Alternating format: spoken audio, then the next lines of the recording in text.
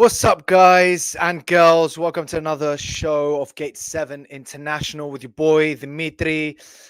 What a night! What a team! What a club! Olympiacos is through to another Final Four, third one in 3 years. Unbelievable, incredible emotions tonight.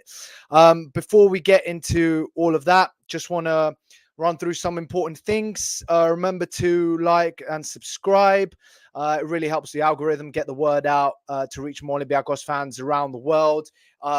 It's very, very simple. Just click the like button. Just click the subscribe button. Join us in the comments. Just interact as much as you want, as you can. And then also don't forget to support us on Patreon from as little as $1. You can join our Patreon group. You can get access to exclusive interviews. You can get early access to our merch. Make sure you check out our merch channel. And without further ado, let's get into the game. And before we actually start talking about the basketball and the football tomorrow, let me bring in my co-host for tonight, Kostas with a C. Here we are. Here's Costa from What's Greece, going if on? I'm not mistaken. Yeah, man, I'm in Kenya. I'm Yeah, going back to Brussels tomorrow. I just got back from Greece today, and yeah, let's dive straight in. What an emotional roller coaster! This team is going to be the death of us. Say it, say it, Dimitri. Say it. I think I've had like 100 heart attacks. Yeah, give me your first impressions from this historic, incredible win today. Only the second team to ever win a game 5 away from home, and only the second for half an hour. We would have been the first. Yeah, man. Fenerbahce stole our thunder. We could have been. It doesn't matter. Who gives a shit? Like those kinds of records, they're there to be broken, and we did it tonight. If you just think about like how crazy the season's been for the basketball team, I know some people might not like me saying this, but I feel like the season's already a success. So the target was get to the final four, and we did it. We got to the final four, and in a final four where you know, it's one match. It's one match in the semi-final. It's one match in the final.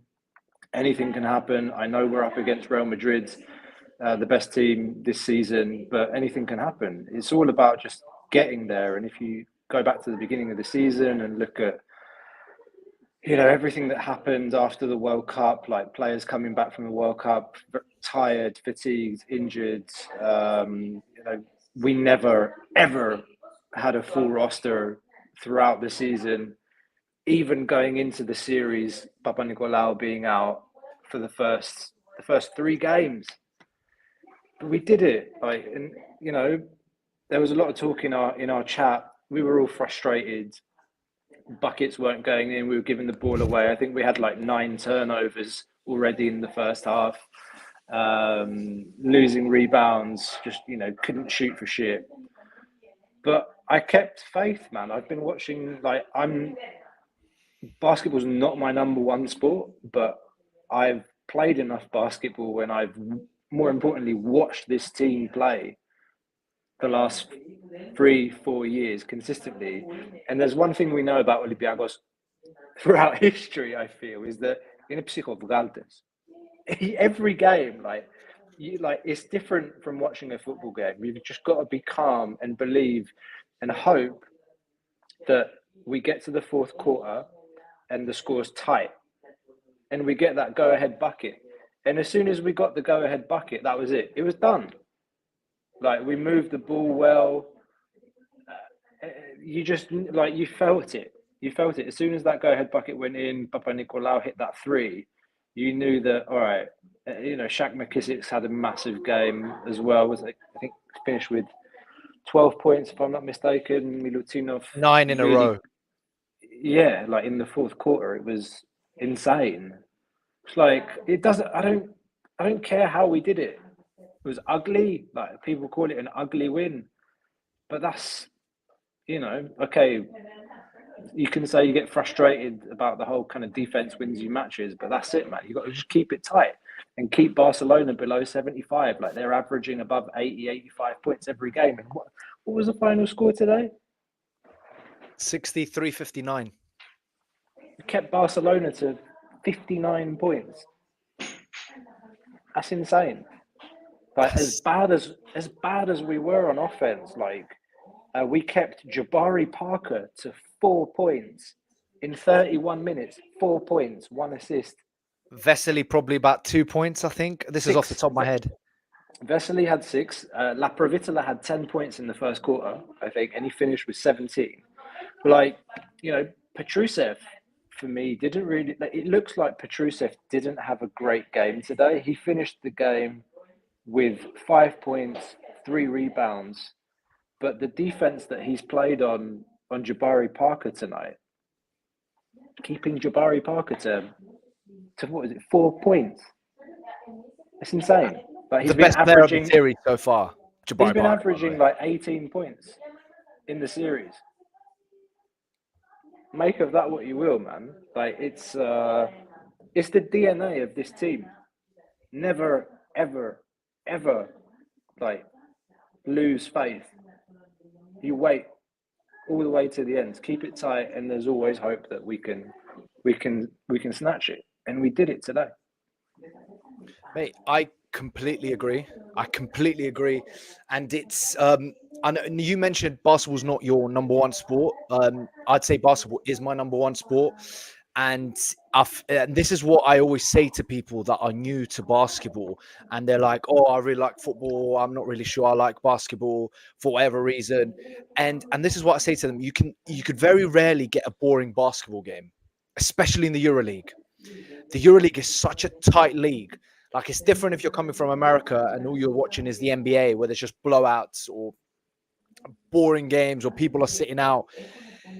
You don't have that. You don't have that in basketball. You don't have that in the Euroleague. Everything's tight. Everything's literally every possession counts, let alone every game counts. Every possession counts.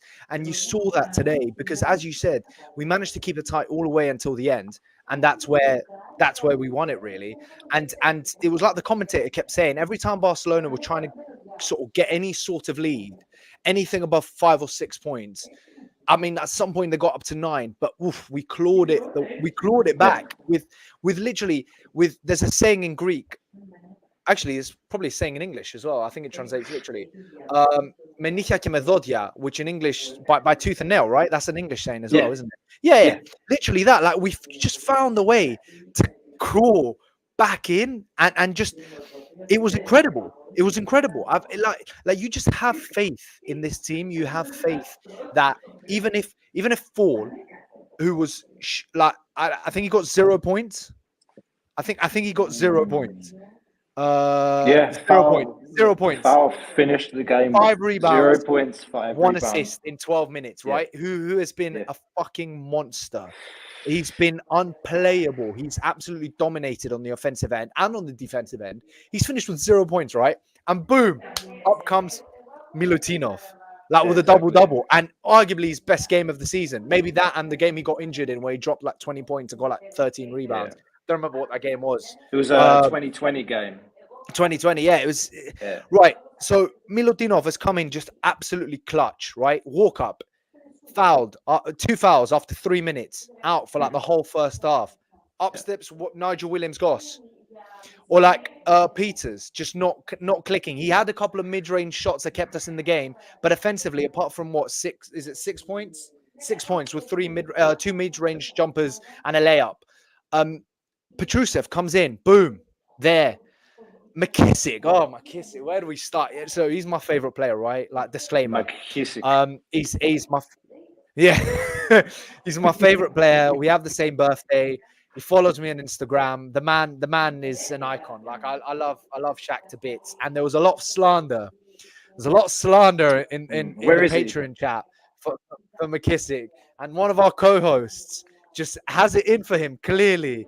Labro just name drops McKissick every time. And I'm not going to lie, today he carried us, him and Milutinov. Like when the ball, in Greek, Otaneke Hibala, when the ball was heavy, McKissick was there. And he's just got the cojones. Like, what a player. What a player. And it's just that's the team. If someone's not pulling, if your big stars are not pulling for you, someone else is going to step up. Someone else is going to do what needs to be done. And Barzokas has created this incredible team mentality, and it's just unbelievable. And I honestly, this comment right here, I honestly expect them to give Real Madrid hell. Like I think we're going to go in there and we're going to make it a tough game against not just the best team this season, but the best team in Europe. Last season they won it, even though we should have been the best team. But like statistically, Real Madrid have been the best basketball club of all time. They are who they are for a reason. And I think we're going to give them a very, very tough game. And if we beat them, we're winning the whole thing. I have all the faith. I have all the faith. Let's go a little bit into details about the game. I know we touched on like an overall and picked out certain players, but what really stood out for you offensively or defensively and quarters? I mean, obviously you said 59 points keeping Barcelona to 59 points is insane, but at the same time, offensively, a lot of work needs to be done because there was moments where we were criminal. We were criminal at the end. I was worried we were going to mess it up and lose it, like the turnovers, the free throws. What are your thoughts on that? Is it part of the game when you're playing that good defense? Do you just take it on the chin if you're that shit offensively because you end up winning the game? Yeah, I think both teams were going into it very nervy. I think there was no score for like the first 4.5 minutes of the game. The first bucket came from La Provitola. I think, if you look back the last game at SEF, they were like in all the series. I feel like they'd been hedging out like really far, trying to force turnovers on the perimeter and push us back to the halfway line. And like last game, we were really good at getting the ball down low into foul, and foul was just like dunking. I think he had 4 or 5 dunks Dominating in like the first quarter, and I thought that they made good adjustment today, or like they did really well defensively, like with their intensity on the perimeter, and they managed to block foul, and I think foul came out like 5-6 minutes into the first quarter. Normally Militinov or the other big isn't coming in until the second quarter, and that was, there were a lot of changes from us in the first half, which Barzokas doesn't usually. We're not used to that. We're not used to him changing it up so quickly in the first quarter. I think McKissick came in early for Sip, like Kanan, aka Kanan. So yeah, no, I thought Barcelona adjusted really well to like keep us out, but then Milutinov coming in and just he was dominant on the boards. In an otherwise kind of lackluster performance from us when it came to rebounding, he was really he's key. we out rebound them. We actually out rebound them. We did, yeah. Interesting to how, have a but we look at did. the stats actually. Yeah, no, that's interesting because like we were saying, we felt like we weren't great on the boards, but we had 12 offensive rebounds. They had 12 too. And we had 31 versus 25 on the defensive side. So yeah, 43 we had, and they had 37. So, that those are some things I guess I noticed in the first half in particular. Like offensively, I don't like. I think they really kind of managed to get us out our rhythm. We didn't see a lot of that kind of what's it called when they give the ball to the big and then the one guard comes and sweeps it up and picks it up and like kind of hands it off to the other guard, and then we go around the perimeter and try and get the ball inside and do the pin downs. That we managed to play a good like high low for that dunk that McKissick had off the cut. But otherwise, like we never really found rhythm offensively. I felt in the game, like you look at McKissick's points, they're all like pull up threes, K-pop as well. Just like just hope, like put the shot up, and they fell. So there's some kind of solace, I guess, to take from a poor offensive game in that.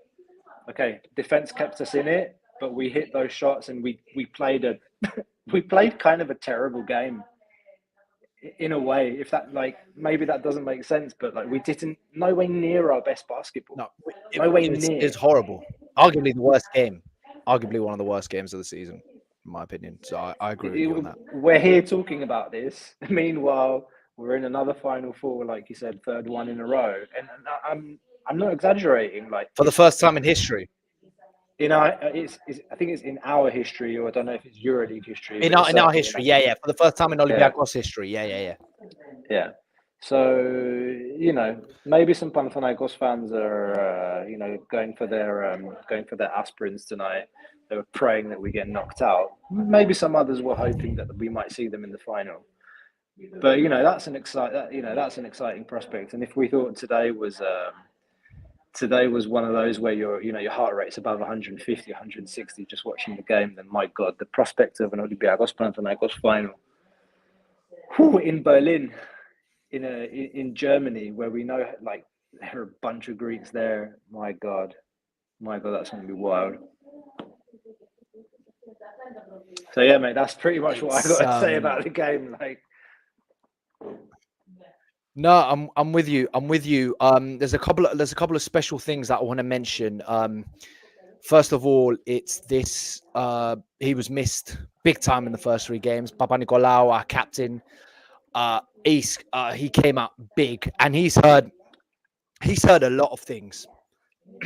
He's heard a lot of things over the years, over the course of this season, not just by other fans, but from our fans too. And he showed tonight, and he showed why he's so crucial. Those first 3 games, doing it without him, you could see we were really lacking at the 3. We were lacking that energy. We were lacking that passion, that hustle that he brings. And today he showed it. I mean, he was the only one who scored a 3 in the first half.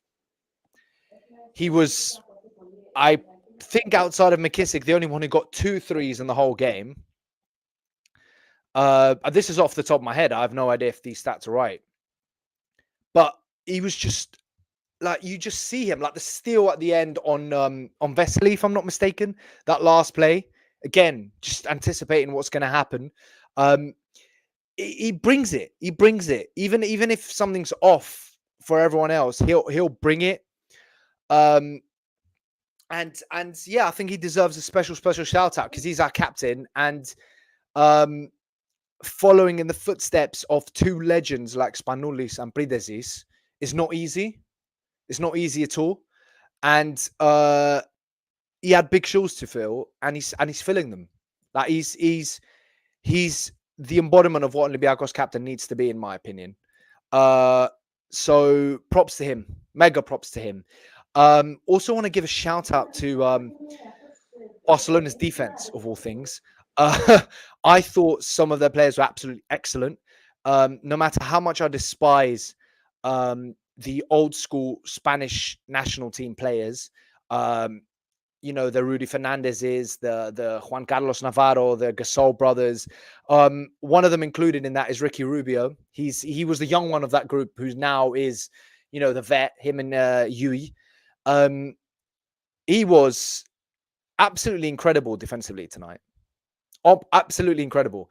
He had, again, off the top of my head, I'll check how many steals he had, but I reckon he had more steals by himself than we had in our entirety. Okay, I can't see him off the rough stats here. I'd have to go into deeper, but the amount of pressing he would do, and just at the right time, like the amount of times off Petrusev, of Nigel Williams got 5 steals. There you go, 5 steals. I don't even think we had 5 steals in total. There was a point where they had about 10 steals, and they had about 8 steals, and we had about 3.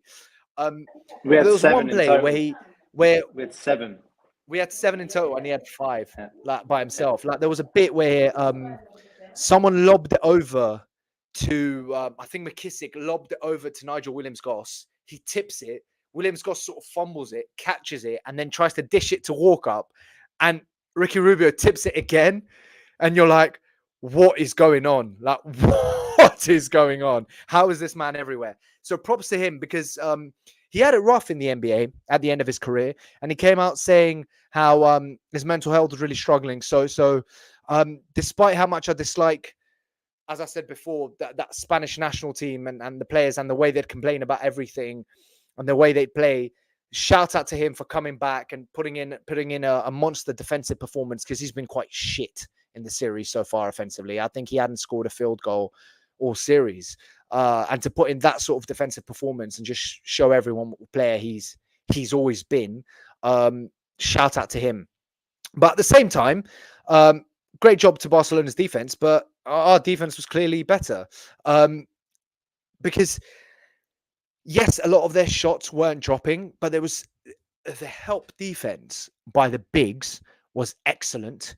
Whenever there was a mismatch on the post up, whenever Jabari Parker or Vesely or Hernan Gomez was posting up against a shorter player, you'd always see, especially Milutinov, was just there, just crowding them the fuck out. It was incredible. It was like the help defense just embodies this team's sort of team mentality, like the way they just cover for each other. And there's only two possessions where I remember Barcelona. There's one where Hernan Gomez has 3 defenders on top of him, where the help defense comes. I think it was Peters, Milutinov, and someone else, and he still scores over them. Fair play, great offense. And then there was one where La Provitola literally just blows by his defender, and there's no help defense whatsoever. And that was with about a minute left. We were up by 5. And I think La Provitola's layup made it 3. And I'm like, oh my God, we're actually going to lose this game. What is going on? But we didn't. But that's the 2 possessions that I actually think that our defender got beaten or the post up, and our help defense wasn't there or wasn't good enough. So special shout out to that defense. Wow. Well, I'm overwhelmed. What do you think is going to happen in the Final Four? We saw Fenerbahce obviously become the first team to break the Game 5 curse away from home. They beat Monaco by 1 point. I didn't watch the game. I haven't seen the highlights. I saw a lot of chat on the Patreon chat about how Monaco sort of committed suicide in that game. So obviously Fenerbahce, very tough team. We beat them. We beat them in the final game of the regular season. I don't remember what we did against them in Turkey. I think that was we a might have lost controversial there. game. We lost in the last possession. Did we lose by 2 points there? No, we lost by like a point, and there was a no foul call that was very controversial at the end of the game. Yeah. So yeah, man. I mean, yeah, on the base of this season, we're quite even. Like, we beat them, but it wasn't like a blowout. It was a tight game at Sef. Obviously, we lost in Turkey, as you said, very close. Real Madrid, absolute demolition job of Baskonia and demolition job of anyone this season. Surely they're the favourite. And then Olympiacos, the Vazelis, back in the Final Four for the first time in probably 32 years. No, I'm just messing with you. 12. I know. Last time they were in the Final Four was 2012, the year we won it against CSKA, wasn't it? Yeah, they lost to CSKA in the semis when we beat Barca in the semis, and they were complaining about refereeing decisions. I think they had a case back then. I'm not sure. But yeah. So, thoughts on how do you see the Final Four? Tough teams. Before I talk about the Final Four, I want to say something about Papanikolaou. Maybe a controversial opinion here, but for me, he's my favorite. He's my favorite Olympiacos basketball player. Above Spanoulis, above Bridezis. I don't know what's your reaction to this, but I'll get into it. So Papanikolaou for me, above Spanoulis, above Bridezis. Because everyone, nobody's right. Everyone has their own opinion. Spanoulis for me changed the club's history, set us on a direction to be the team that we are today. Bridezis is the kid. Bridezis is one of us. He's, the Olympiacos fan that got to play for his boyhood team, that got to hit the game-winning bucket in a final. he's who, you know, all of us have dreamed about being. But Papanikolaou, for me, he completely, I think you used the words, like he embodies what Olympiacos is for me. The refuse to lose, the energy, the passion, just like the explosions that he has, like on the court as a player, like with what he does, but just like literally the explosions of passion that he has as well, like getting the fans involved. And that connects with me so much, like what he brings on the court, like both in terms of his game, but mentally too. Like I have that, like that connection with him. So, you know, some people will consider that sacrilege, that, you know, I have Papanikolaou as my favorite out of those three. Like they're all legends in their own right. But I try to explain myself. I feel like he doesn't get enough credit, or we won't really He like. doesn't. You don't value that player until he's not there. You know, it's like I knew going into this series when we found out, I think the night before the first game, that he had the flu and like he couldn't play the first three games. He was just like, It was you the know, first that's two gonna. games. The third game he was expected to play. It was the first two that he wasn't Bruv, expected to play, and then the third one we were expecting him to play, and then last minute he doesn't for some reason. he didn't. Yeah, so you're just like, you know, that's gonna suck. You know that's to our, you know, massive disadvantage for us. And you know, some other people have said, I think the Lithuanian guys on Basket News, they say it quite a lot. Like we're a different team when he's on the court, and when he's firing on all cylinders and he's hitting buckets and he's doing his thing and he's in his groove, he's getting defensive stops and just like, you know, all the things that Papanikolaou brings. You know, we're not losing. When he's on his game, we don't lose. So, you know, big ups to K-pop, like big love from me. Just had to be said, like had to be said on this show. We don't talk basketball very often, so I felt like I really wanted to say that. And hopefully he becomes one of only 3 Olympiacos captains that gets to lift the Euroleague title. It would be his third, wouldn't it? Because he deserves it. Yeah, man. Yeah, he would be the third because Spanoulis lifted the one in 2012 and 2013. Yeah. Mate, about the Final Four, maybe unpopular opinion, but I don't want to play. I can't like step by step. First, need to get to the final, but I like part of me really doesn't want to play Panathinaikos in the final. It's like my heart's not ready for that. So I don't know. Like I don't know if my heart's ready for an Olympiacos Panathinaikos final.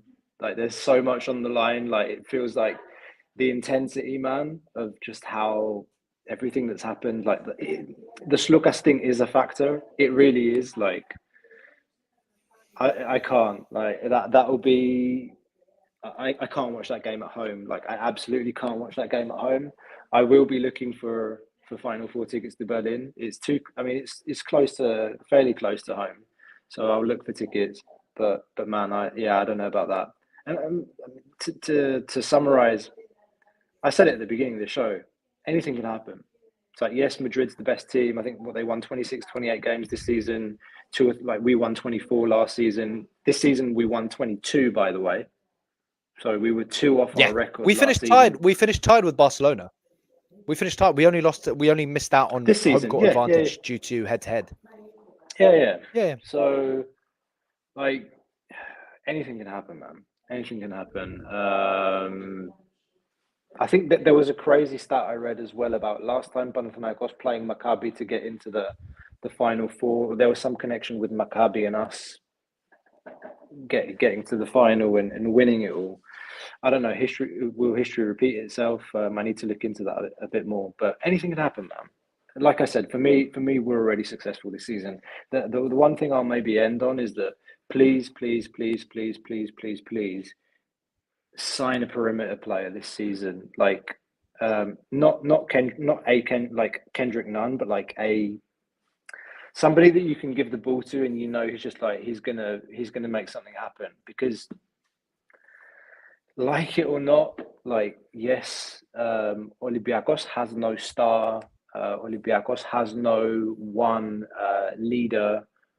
The team is the star, but what I wouldn't give, like, to have someone like a Mike James.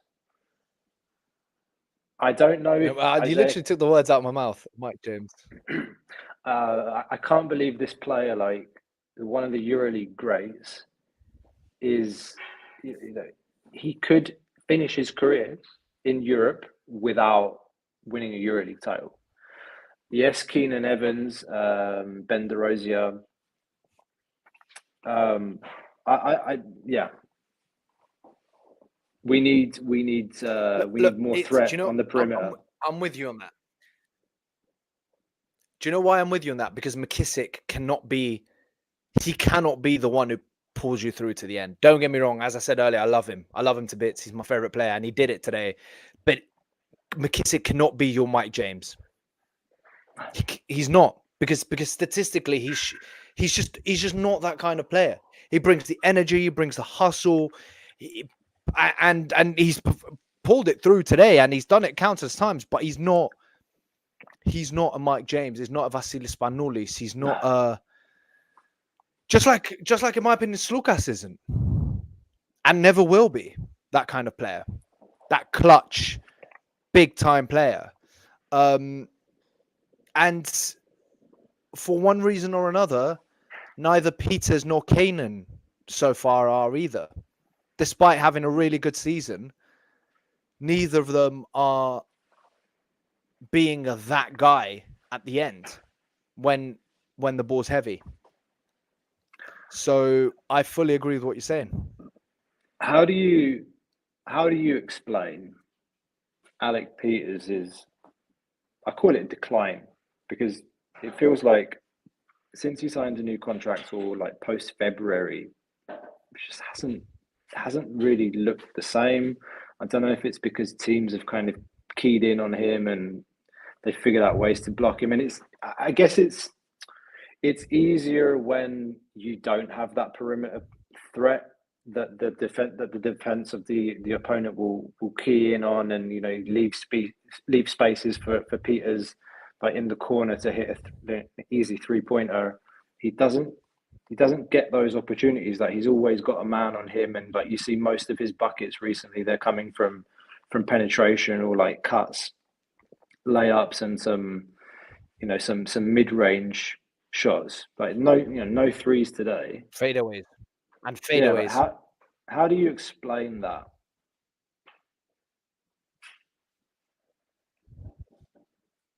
From your perspective, Dimitri having a little bit of trouble with his connection. I think the old church connection that we all love. I think Dimitris will be back with us soon. Can go to the comments in the meantime.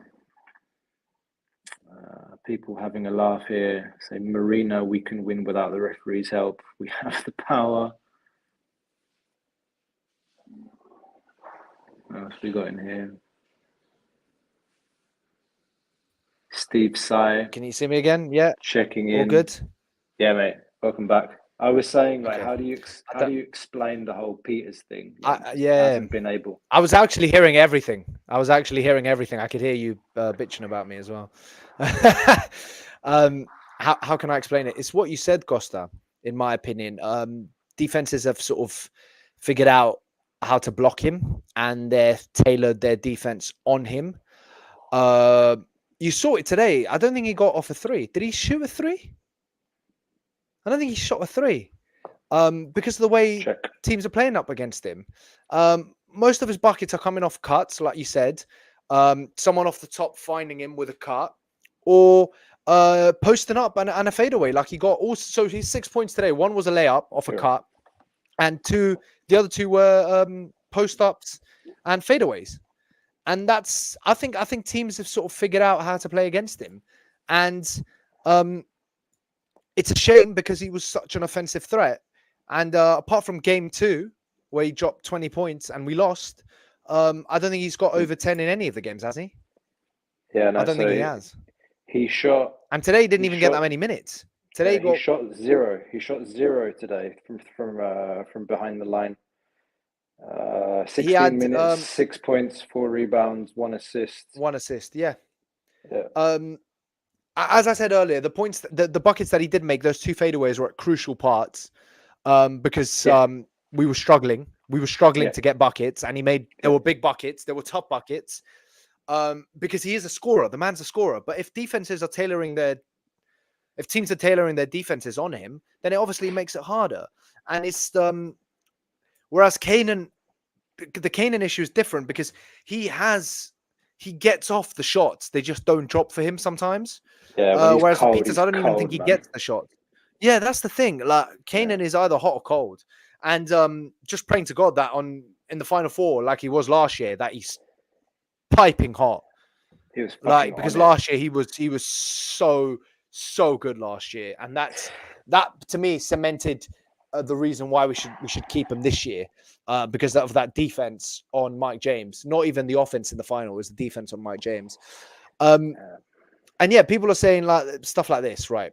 Add Vezenkov and Evans next year, and we are a force. Yeah, but the problem with things like this is, who do we get rid of? Right. Let's say we bring in Evans. Who do we get rid of?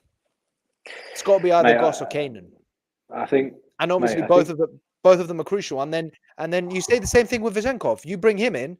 What happens to Peters and Petrusev? Because now you've got 3 starting 4s, basically, because all 3 of them will be playing mega minutes, should be playing mega minutes, because all 3 of them.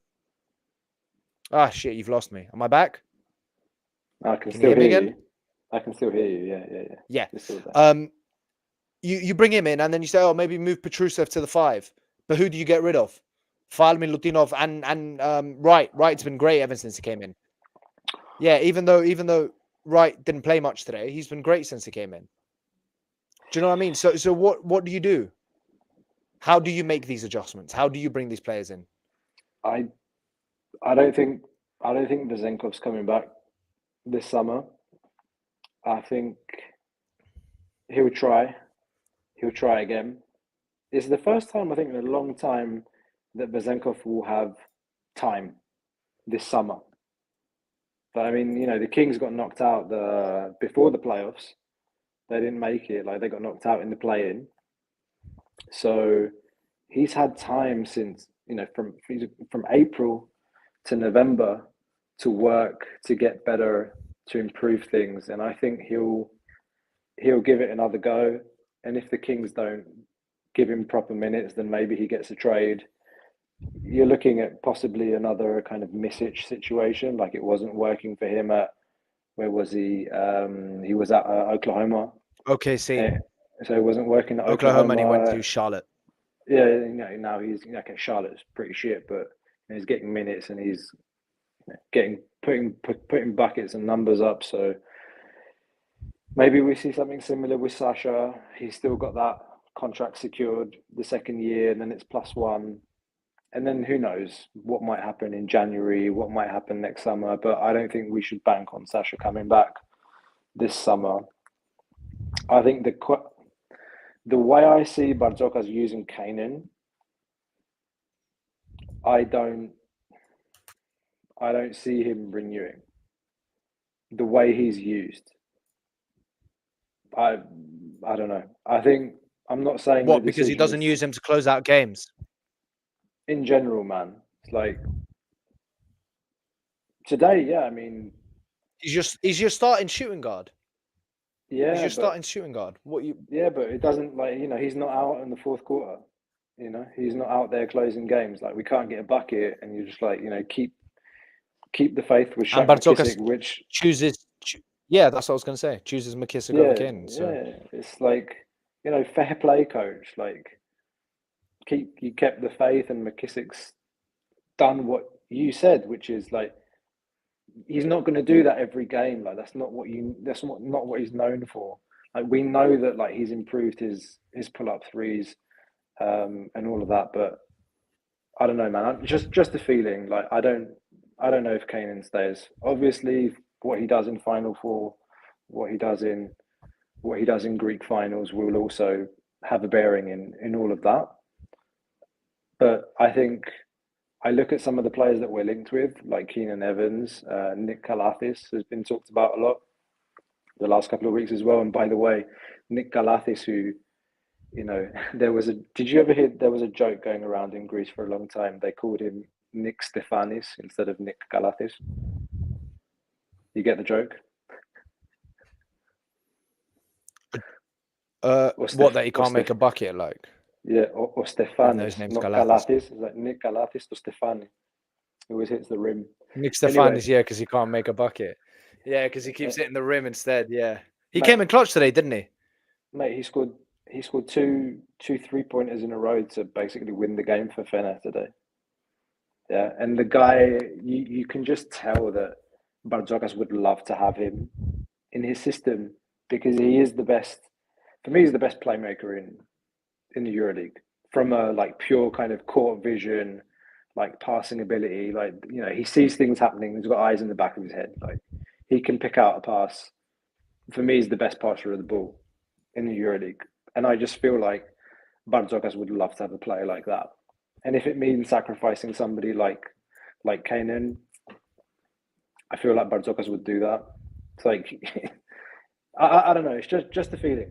Just a feeling about Galatas this summer. Definitely going to, those links will continue. Keenan Evans, they're saying that he's, done dusted, but now Partizan is probably losing Kevin Punter. Like, Partizan are also going to be going after him. Who knows? Where's Punter going? Where's Punter going? Punter's leaving Partizan. Like, he wants to leave. And go where, though? Stay in Europe, or is he going to go to the NBA? No. He doesn't. I'd happily have him back. I'd happily have him back. Don't think we'd get him, but yeah. Nah, I'm not sure. You don't want him back? I don't know. He doesn't fit. I think he'd fit the system. You think he'd fit the system? I'm not sure. See, I'm more confident. I think he'd fit the system better than a player like Dorsey would. Yeah, it'd be more expensive too, in my opinion. Like Dorsey right now, you could probably get on a contract less than $1 million. Would he? For me, I think so, man. Like, has he? I think you could get like his value, like his real value for me. Like, of course, he's going to be punching above that, but not if it's like above $1 million, $1.5 million. I think it's not worth it, in my opinion. Fairs. Yeah. Fair enough. Before we move on to a brief preview of the football tomorrow, one last thing regarding the basketball, because we're at the 45-minute mark now, and this, what is going on with the free throws? How can a professional team competing at the top end of Europe, going for the Euroleague, be that bad at free throws in a Game 5 scenario? Like, I swear there was a point where they were 93% or 95%, something crazy, and we were like 50%. I think they were 7 from 8, and we were 8 from 15. Yeah, mate, we ended the game with 54% and free throws, and they had 85. Yeah. I mean, you put me and you to shoot free throws. I reckon we'll do better than 54%. I'm not going to lie to you, mate. You see, like, I know, like, come on, like Kanan, McKissick, like, you cannot be missing free throws. No, mate, but like Fall, I get it. The man is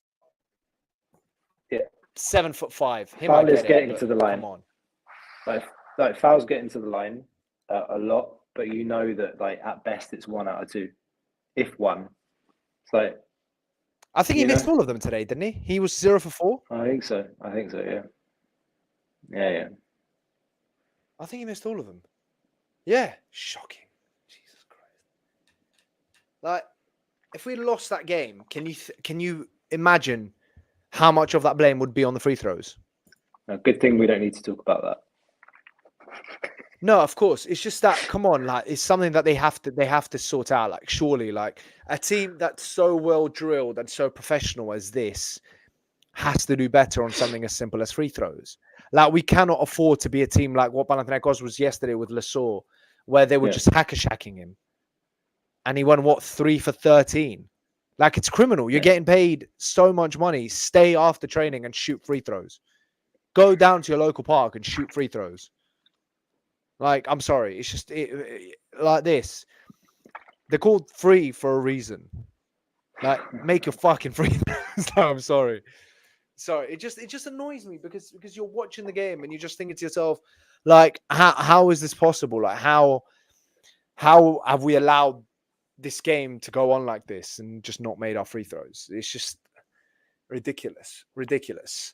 Right, before we go on to the football, just another shout out to everyone to like and subscribe, guys. It doesn't cost a penny. It takes literally a second.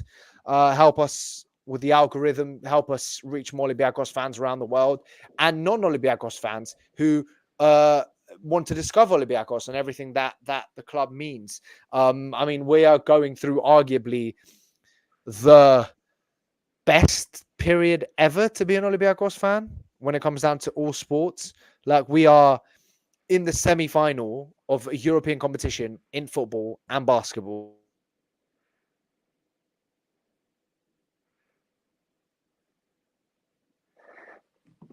Did we lose the middle again? My Wi-Fi's gone, hasn't it? Oh, I can hear you again, and you're gonna pop back on the screen in a minute. I'm pretty sure. I can still hear you, mate. That's why. In the meantime, as Dimitri said, get on it, guys. Like, hit the like button, subscribe. Massive support. We're over 4,150 subs. It's been a fantastic couple of weeks. Crazy, crazy year for Olympiacos, particularly in football and basketball. And there's a stat actually one journalist put up today. Olympiacos, so just reminders, Olympiacos through to the Final Four on the basketball, the pinnacle of European competition, I'm Olympiacos Football back. Club, yeah, Olympiacos in the semi-finals, 1 foot in the final of the Europa Conference League, Olympiacos Football Academy, winners of the Europa UEFA Youth League, Olympiacos polo team in the final four of the Champions League, the men's Olympiacos women's polo team second. They finished runners up in the Champions League, and if I remember well, in the handball we won the EHF European Cup. So Olympiacos, Mesquin Club, as they say in Barcelona, more than a football club.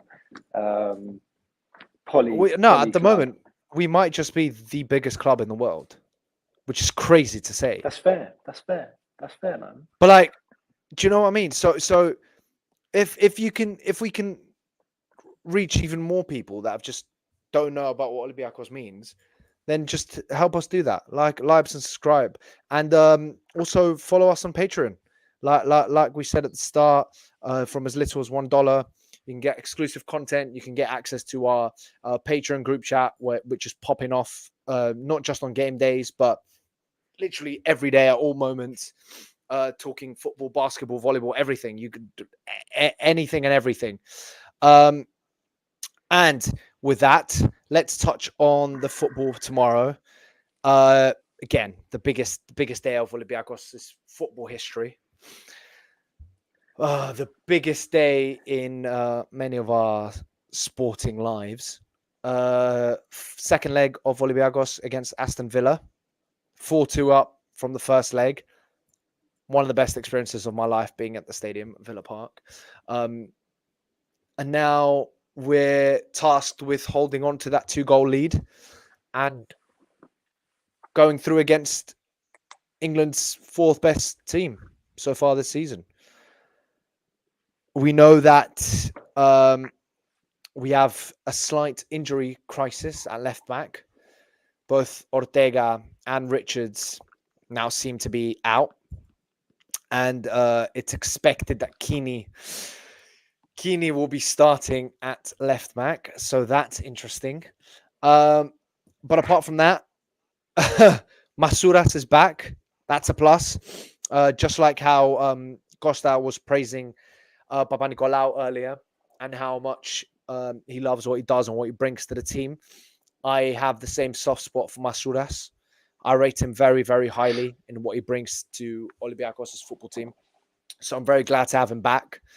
But at the same time, some big players are back for Villa, notably Emi Martinez, who I've heard people call the best goalkeeper in the world. I wouldn't go that far, but he's definitely a brilliant goalkeeper and a game winner. So how do you feel for tomorrow's game, Costa? How I'm sure you're shitting it and you're very nervous and excited at the same time, but how outside of that, how are you feeling? I feel like we're never going to have a better opportunity than this to get to a European Cup final. You know, I think these opportunities come once in a lifetime, perhaps. I mean, you know, Europa Conference League was set up for reasons like this, actually, so that some of the quote unquote, I won't say smaller clubs, but clubs that Smaller aren't real. leagues. Yeah, Smaller it's like leagues. clubs that aren't Real Madrid or Barcelona or I won't say Manchester United because they're shit.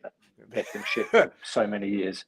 You know, teams from lower standing leagues can experience this. Yeah, it's like second tier, third tier European, third tier European competition. But you know, it's still a European trophy. You're still playing against good teams, and like I said, opportunities like this don't always come around. Like when you have a success like this, you're bound to have players that are being looked at by clubs from bigger leagues. So we've got to make the most of it. Every single player, like, okay, we'll talk about the Kinney left back situation, but every single one of those players out there, they have to give it absolutely everything they've got, leave everything out on the field tomorrow. And that goes for the fans too. Like Olympiacos, fans in the stadium, those fans that are lucky enough to have found a ticket for the game, lucky enough to be in Greece, 32,000 Olympiacos fans in the stadium tomorrow. You represent everyone. You represent all the Olympiacos fans from all over the world tomorrow in the Gadaskagin. You've got to give it absolutely everything from before the whistle blows, from before the players get out on the field at training. Like, make that place absolutely rocking. Like, again, like, what an experience for those people that will be in the stadium tomorrow. It's not just about what the players do out on the field, it's everyone. And I really want to stress that again, being a global podcast, like an international, Gate 7 international, the guys and the ladies, the kids, whoever's in the stadium tomorrow, like, you represent all of us. So give it everything you've got, push the team across the finish line. We're 2 goals up. It's far from over. Like, it's not a celebration tomorrow. It's not a party. We're going to war, just like Shaq McKissick said today. Like, you know, I think his final words to the guy that was asking for a comment at the end of the game was, this is war, like, and we're not afraid of anyone. And that has to be the mentality of the football team tomorrow as well. I feel like ever since the 6-1, when we got that, we turned it around against Maccabi. Ever since that game, I think the confidence from there on, it just like continued to grow in this team. And that's what we need to do tomorrow. We need to give katathesis psychis, like, I don't know how to say that in English, but just leave everything out. Give it your all, yeah. Leave everything out there. Yeah. Leave everything out in the field. That's all that we can ask for, and pray God, like, touch wood, whatever things you have, that we get to the final when we can all. I'm fucking going to Athens if we get to the final, man. Are you going to be in there tomorrow? Are you going to be in the game tomorrow? No, man. I thought I would be, because I thought I was traveling back to Brussels today, and I would have flown back out the day after. Not because I'm crazy, but because I have a family and I need to take them back and then, come back here by myself. But yeah, unfortunately, no. Costa with a K will be there tomorrow for anybody who's at the stadium. You can try and hit him up before kickoff. But yeah, man, those are my kind of first thoughts without getting into the more kind of tactical things which we can do as a follow up. Sorry to ramble on. No, I'm with you. I fully agree. It's don't want to use the word once in a lifetime, but best opportunity we've had, and best opportunity we potentially will have for a long time.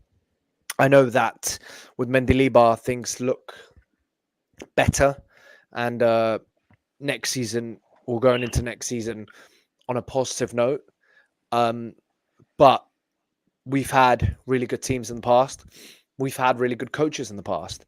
And for one reason or another, things haven't gone our way. You don't even have to go as far back as Juventus in '99. More recently, United in 2014, beating them 2-0 away, 2-0 at home, and then losing 3-0 away to Van Persie hat-trick. Metalist, where Meyery, still don't know what Meyery was doing. I still don't know why he didn't play Roy Carroll that game. Wolves, more recently with COVID. So even though next year looks like will be a better season overall in the grand scheme of things, like in the longer run, because obviously the ending of this season is incredible. There's no guarantee that we're going to end up in this situation again. So it's crucial that the players understand that, and the players sort of grasp it with both hands and sort of make what they can of it. And Villa aren't gonna go there and just roll over. They were very, very hurt with the result last week, and it was embarrassing for them. They were embarrassed, conceding 4 goals at home to Olympiacos. That is embarrassing for a Premier League side. So they're going to come in tomorrow, and they're going to be at it, and they're going to be there to prove a point. And they know they're the favourites to win the whole thing, and they've been the favourites to win the whole thing for a long time. So as long as our players are grounded and full of hustle and passion, then that's all we can all ask for, isn't it? Like, just give it their all, and then we'll see what happens. Now that we've done that side of things, tactically wise, obviously last week I wasn't on the show because I was at the game, but I did do the preview with a Villa podcast, a Villa show. My old man said, shout out to them, and their host who was on the show with us, Chris, he explained the way that Villa plays, right?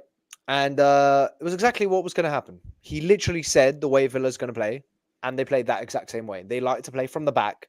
They like to play tiki-taka football, playing out from the back, trying to break through their opposition with quick passes, with turning on the shoulder, and then just playing it through. Beautiful football, nice football, like pretty to watch.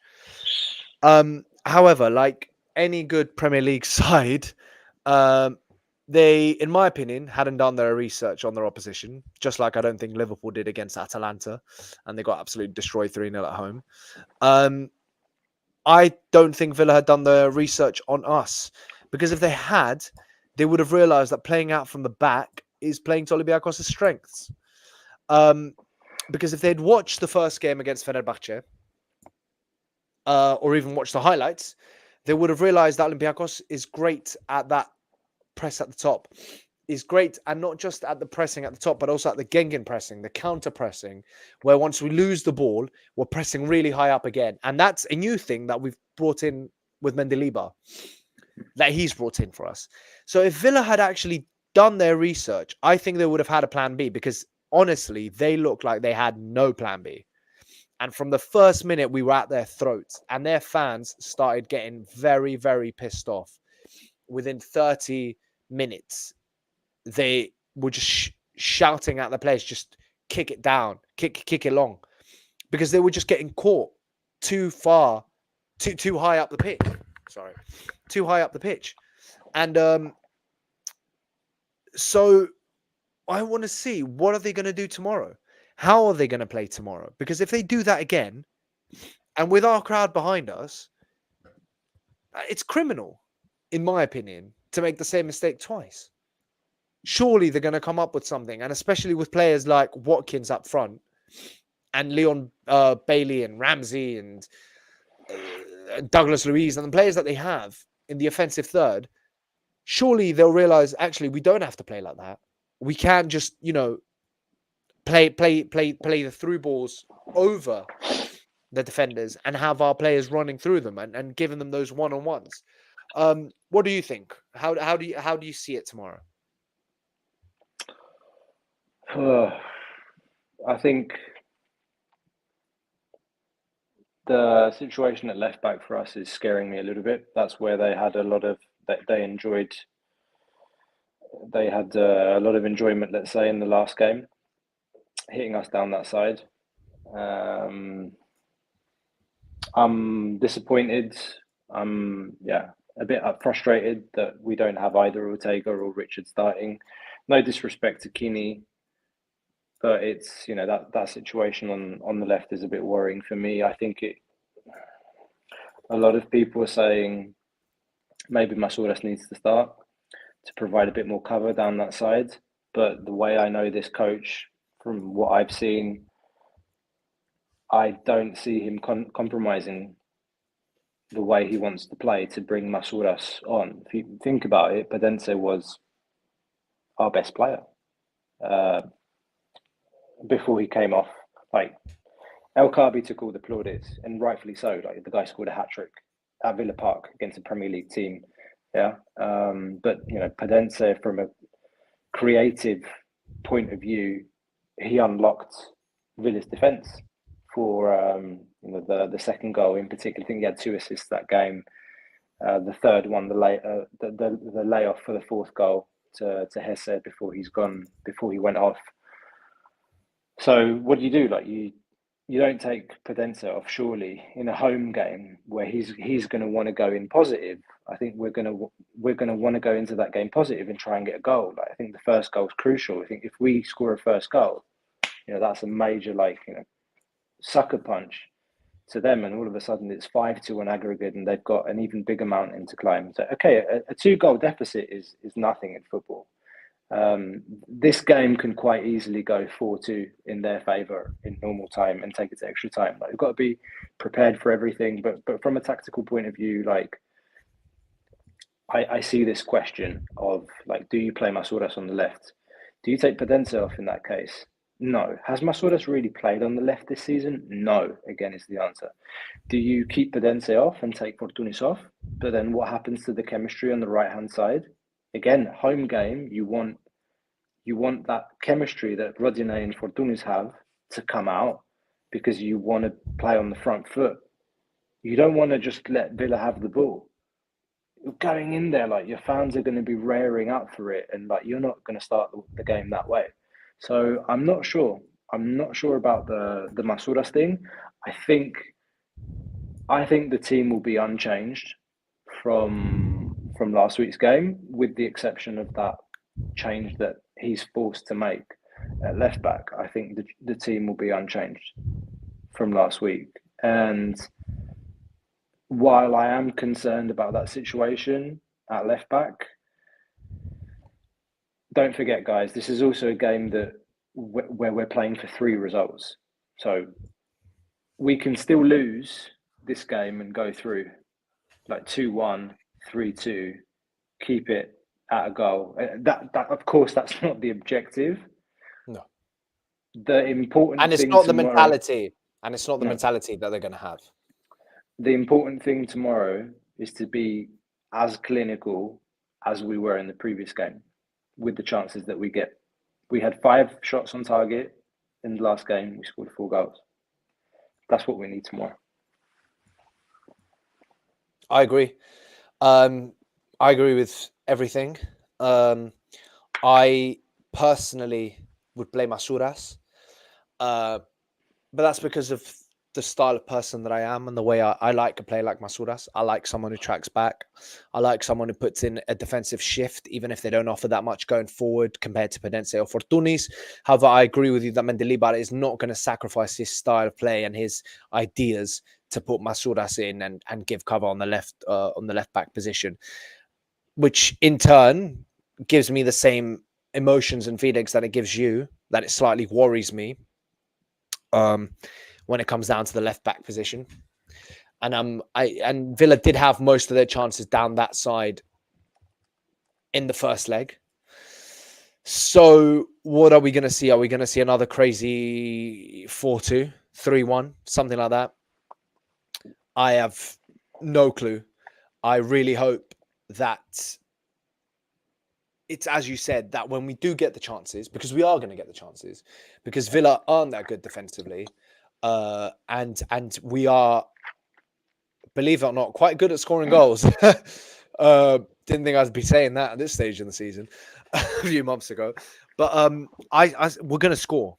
It's just a matter of, is it going to be once in 6 chances, or is it going to be twice in 6 chances?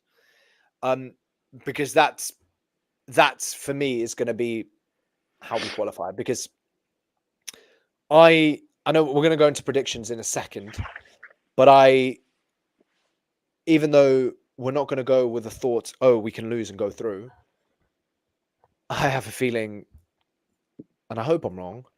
Well, I hope I'm right, actually. I have a feeling we're going to lose, but go through on the night.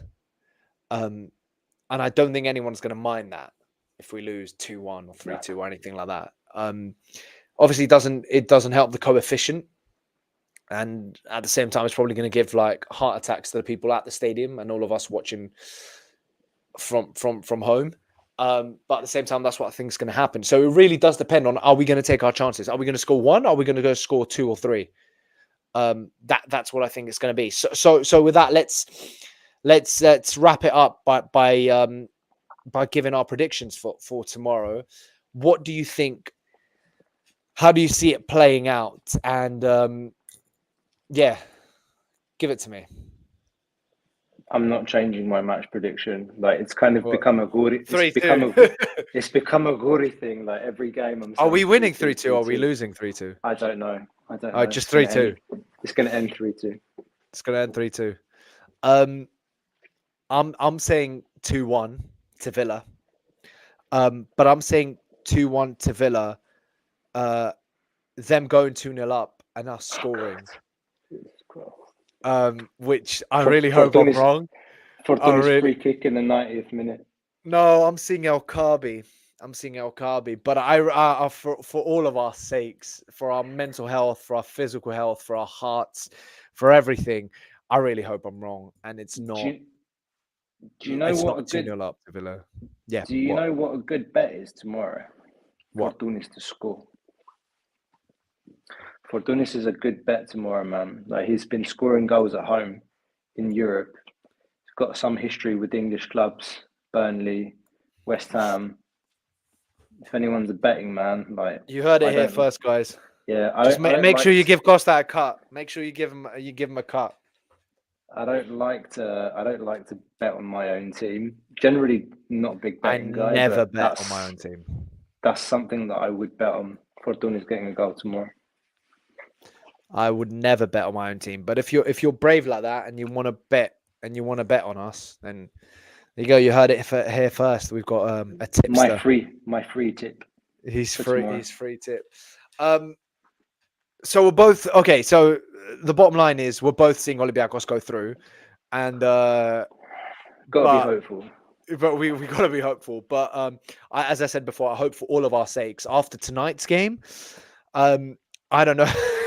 Mate, I was calm. You can share, mate, from our group chat. It was like, calm still, we're winning this. I was the only one that wasn't freaking out. I don't know how you do it, but I feel like I shout a lot more with basketball than I do with football because it's what I said earlier. It's the possessions. Every possession matters. With football, you can go for like 5-10 minutes and nothing really important is happening. With basketball, really is everything. And that sort of that like, I don't know, my stomach, my heart, my mind, everything's in bits. Like I don't know how I'm gonna sleep tonight. I need to wake up in like a few hours to go to work. Like I don't know how that's gonna happen, but it's at the same time, it's just so I really hope tomorrow isn't like that because last week being at the ground, like again, like my heart would just couldn't take it. Like I was like shaking. So yeah, I'm praying for can we just get a boring 0-0? Just like end it. Just Can we just fast forward to the end? Yeah. Fast forward to the end. Can we just infuriate the hell out of them and just end it like 0-0 with them just not being able to do anything? But yeah, big day tomorrow. We're all very excited. Today. Huge night tonight. Olympiacos is in yet another Final Four, the third in 3 seasons. I think either the 12th or 13th in our history. I can't remember if it's 12th or 13th. The prospect of an all-Greek final is there. I know Costa said he doesn't want it or doesn't prefer it. I agree with him. I don't prefer it. I do not want to face them in the final for all sorts of reasons. But I do think that Fenerbahce suits us better as an opposition outside of all the external factors, also as the way they play. So with that in mind, the Final Four is in 2.5 weeks. I think the weekend of the 25th of May, the Friday. I think we're the second game. We're the evening game. And then the finals on the Sunday. But before we get to that, obviously the huge game tomorrow. It's at 10 p.m. Greek time, 9 p.m. Central European time, 8 p.m. UK time, 3 p.m. Eastern time in the US, etc., etc. And yeah, we'll have another show for you guys after that tomorrow, hopefully with huge smiles on our faces and another historic night.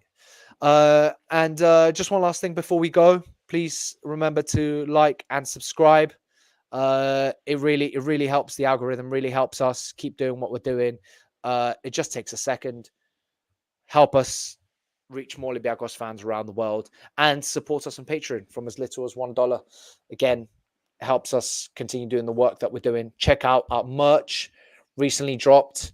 And then when you get your merch, especially the caps, share them with us and we'll share them on our social media. We've seen some of the caps make it to places like the White House. You never know, we might have an Olympiacos president at some point. Imagine the absolute scenes. But yeah, that's all from us from today. Historic night, and another one to follow tomorrow. So have a good one, guys, and catch you all tomorrow. Πάμε Ολυμπιακέ με την νίκη αύριο. Δεν ξέρω τι είναι αυτό που μου συμβαίνει και κάτι μαγικό.